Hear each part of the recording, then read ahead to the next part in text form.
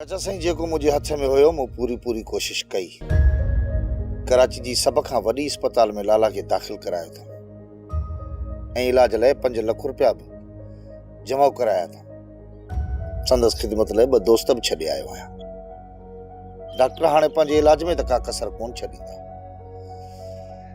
बाक़ी आहे लाला खे हाणे दुआउनि जी ज़रूरत जेके असां ऐं तव्हां करे सघूं। अबा असां त हर वक्त दुआऊं घुरूं पिया, अॻिते बि मालिक भलाई कंदो।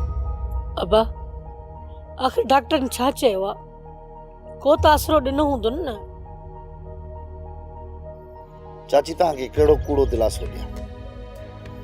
ईअं सम्झो त अस्पताल में लाला खे ज़िंदा लाश वांगुरु छॾे आयो आहियां। डॉक्टर पूरी कोशिश कनि था।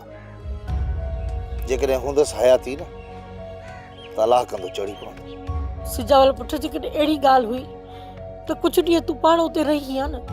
चाची जेकॾहिं उते मुंहिंजी ज़रूरत हुजे हा न त कुझु ॾींहं त छा मां सौट वटि पूरो महीनो बि रही सघां। बाक़ी हाणे कमु आहे डॉक्टरनि जो। ॿी ॻाल्हि त जॾहिं मुंहिंजी बि उन्हनि खे ज़रूरत पवंदी त उहे मूंखे फ़ोन करे वठंदा। चाची गाॾियुनि अॻियां कहिड़ो पंधु आहे, घड़ी सट में माण्हू वञी पहुचंदो। पर मां हिते सिर्फ़ु नवाब ख़ान लाइ आयो आहियां, छो त सौट वज़ीर खे बि माराइण वारो उहो ई आहे।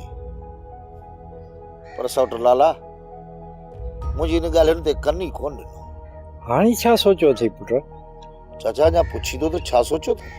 सिजावल इस मां हथ थी ॿधाए, जेतिरो तोखां दरगुज़र थिए न ओतिरो कर, ॾाहो थी।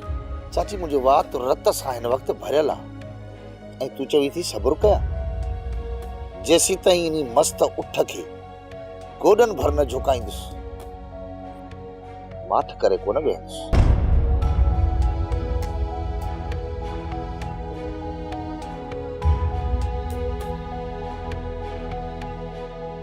मालिक साईं तूं पंहिंजी बात हिकु अल्लाह साईं तोखे पार त थई, मुंहिंजे बचड़े ॾे बि ख़ैर कर, दुश्मननि ॾे बि ख़ैर कर।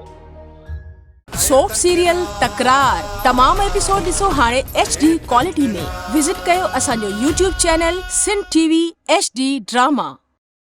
सब्सक्राइब कयो असांजो official YouTube channel Sindh TV HD drama ऐं वधीक अपडेट लाइ बेल आइकन खे क्लिक करियो।